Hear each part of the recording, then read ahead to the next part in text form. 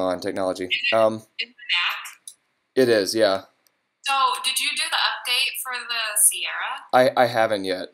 Oh, don't do it. Don't do it? No, don't do it. Just don't do it. Like mine, since I've done it on my laptop, it like has totally. It's a mess. Like I can't even. Nothing works. No way. Yeah, it's a disaster, and I'm so mad. I heard people say they liked it, but yeah. Well, I did it on my computer, and it did it. It's fine. Got it. Huh. That was weird, but okay. Hang on. Let me get back into the screen share once again.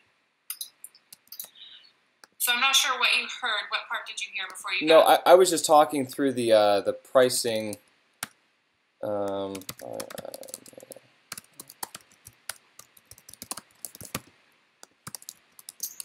And I'm sending you the Excel document right now.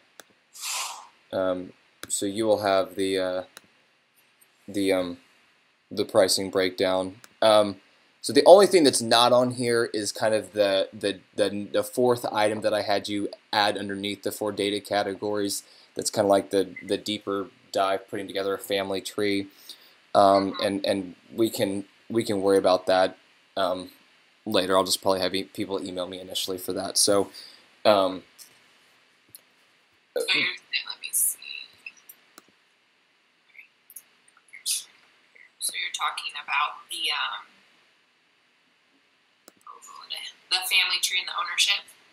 Correct. So yeah, I don't have I mean, we haven't really created a a pricing breakdown for that. I don't want to continue changing stuff here. So. But we've got the property details in the contact. We have the contact information, and then we have really the reports. And so those are really the things. Let's see.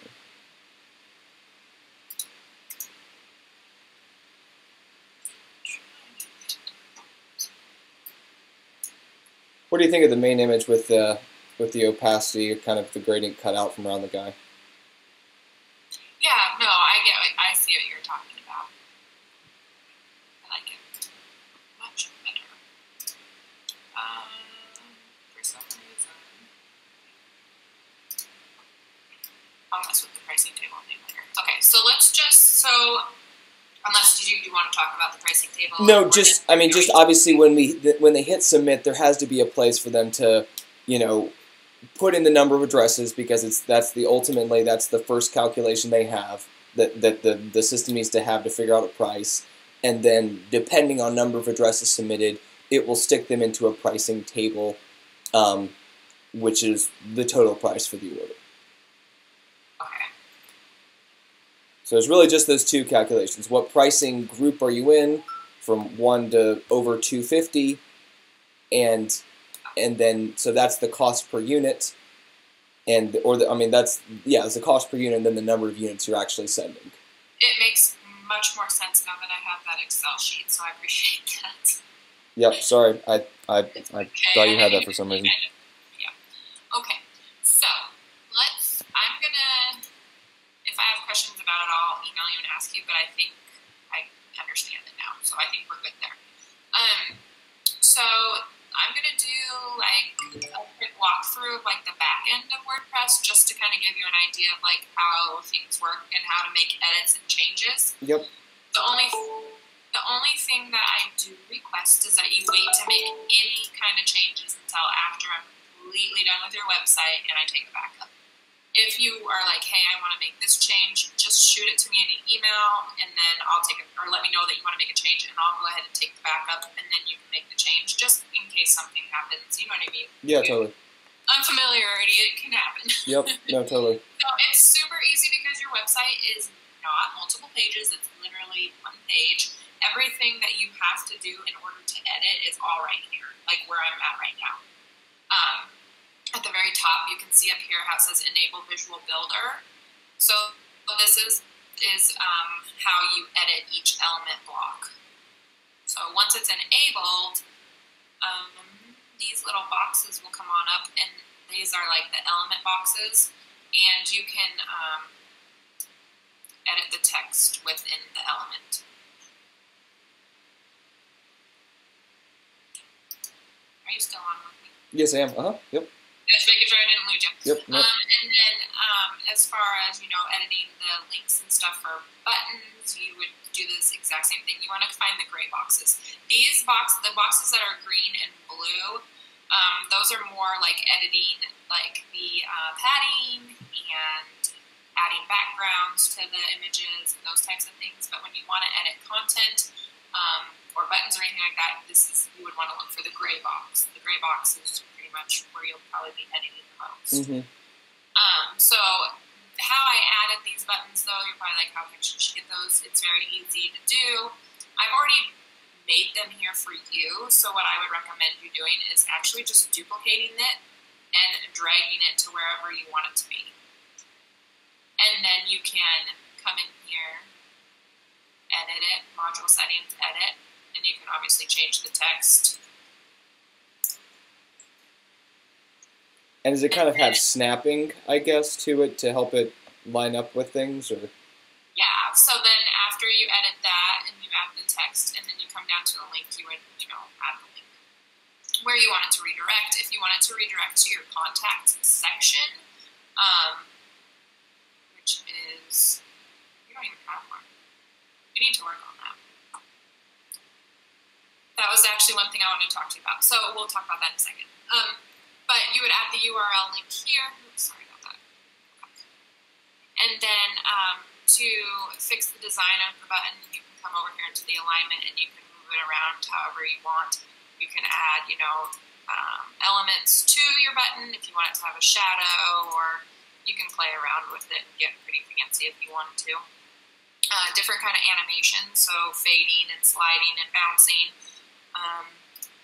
Those types of things. Yep. But it's pretty straightforward. If you just like I said, after we're all done with everything and you just come in here and play around, you'll see how user friendly it is. So yeah. Perfect. And then so for these sections, this is actually 4 columns that I've created, and then you can even come in here and change it. You can change the different column layout. This one would obviously be more of a bigger picture with very tight columns, and then that's how you do that. Cool. It's pretty straightforward. Are you familiar at all with WordPress? I am. Okay, so you know the back end and you know all that. To some extent, I'm not familiar with this visual editor, but this is very straightforward from what I can tell. Oh yeah, it's so user friendly for sure. Especially that's why I do it for the clients that want to be self-sufficient and do it on their own. This is the best one to use, I think. So what I wanted to ask you though, real quick before we get off the subject of the contact section.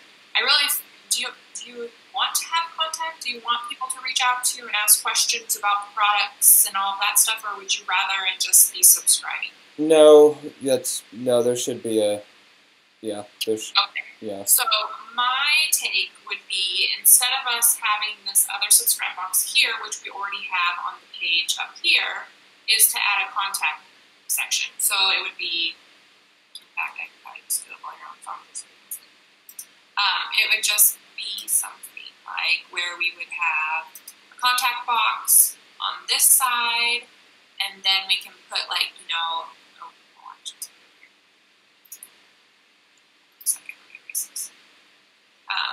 there can be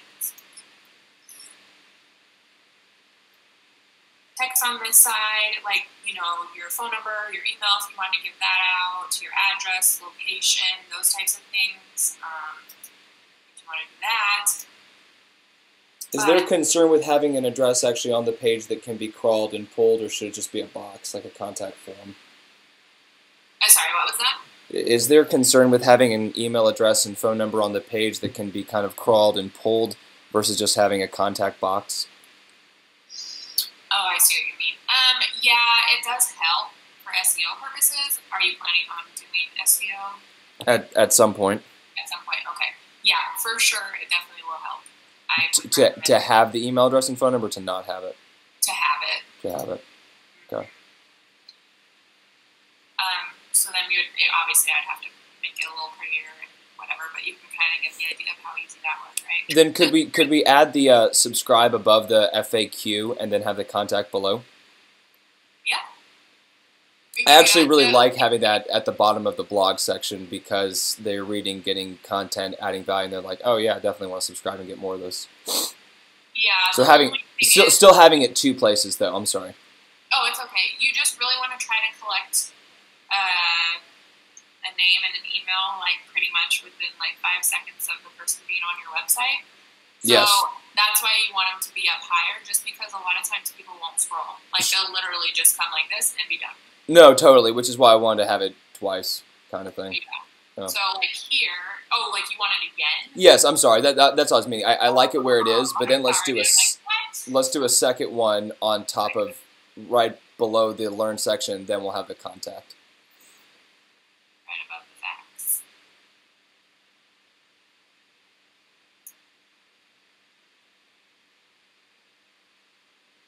And then I'll format it.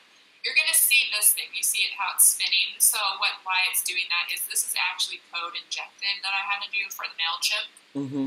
So if you were to like just delete this, you wouldn't be able to add it back. You'd have to, hey Hannah.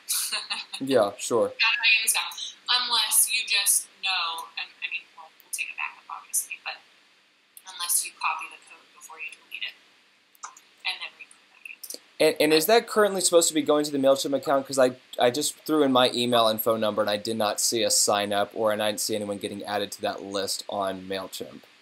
It definitely should. I'm not sure. I tested it and it was working for me. I guess I can double check again. Interesting.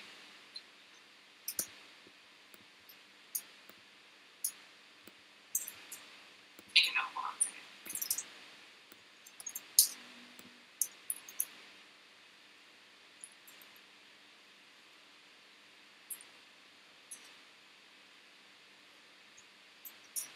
Yeah, and so one of my notes was we already talked about the pricing thing, so I think that's kind of more self-explanatory now. With the blog, as there are more articles added, where will those get displayed?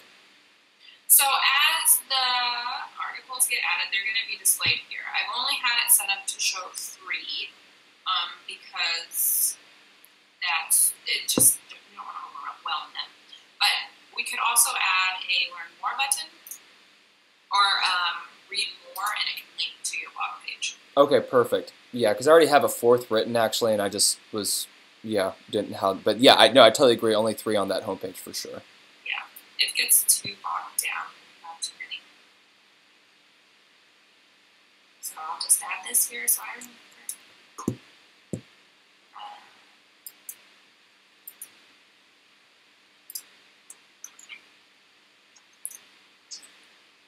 And for the actually uploading blog content, is that in the posts in the back end of WordPress, or is that in here somewhere? So uploading content, I'll show you what that is. That's actually in the dashboard. So the dashboard of WordPress, when you click on posts. Yes, add new. Okay. Yeah. And then I also addressed the issue with, it was a CSS issue with the sizing of the blog images. So now when like you click on the blog, sorry, the images should act, oh, nope, they're still not right. Well, that's much more okay than the... But I want it to be, like, I want it to fill from here to here. You know what I mean? Like, I want full text. I don't want it to just be this square. So I'll fix that. Let me make notes.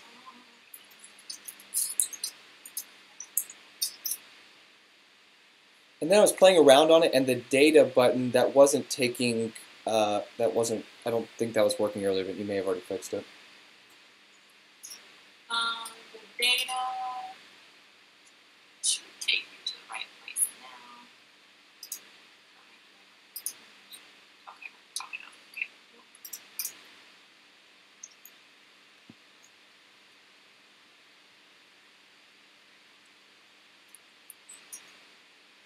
Alright. But other than that, like, it's pretty straightforward and super easy. In terms of like how this part looks, though, are you okay with this? I need to format this text to match your other text still. Yeah, and I might separate out the please download, just kind of, I mean, and I can probably do that, but just create a little more space in there just to make people know what to click on. But yeah, the look of that's totally fine. I wonder if like if we put this over here and then have the sample file below. Yep.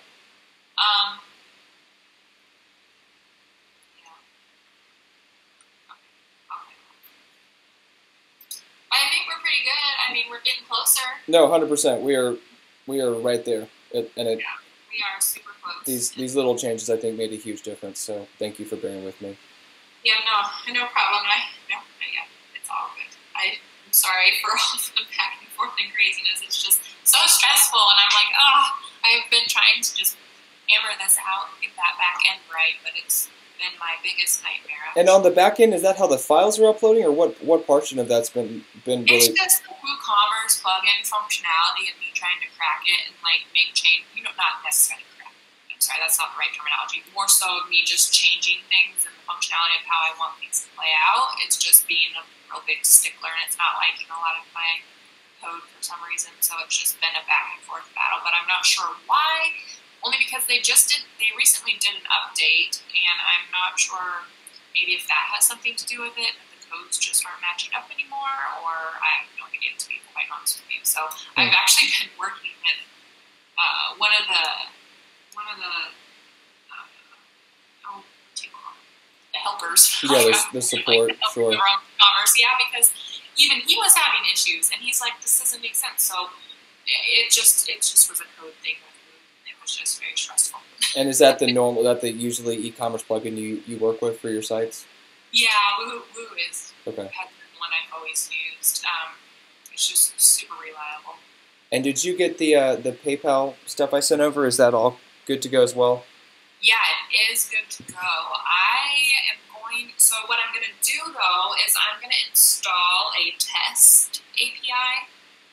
And the test API is basically going to allow me to go ahead and do the entire, or even you can do the entire walkthrough of placing an order. And it will actually submit it, but it'll be fake, obviously. But It will show us that it's working properly, and I'm going to run that functionality once I get all this pricing situated.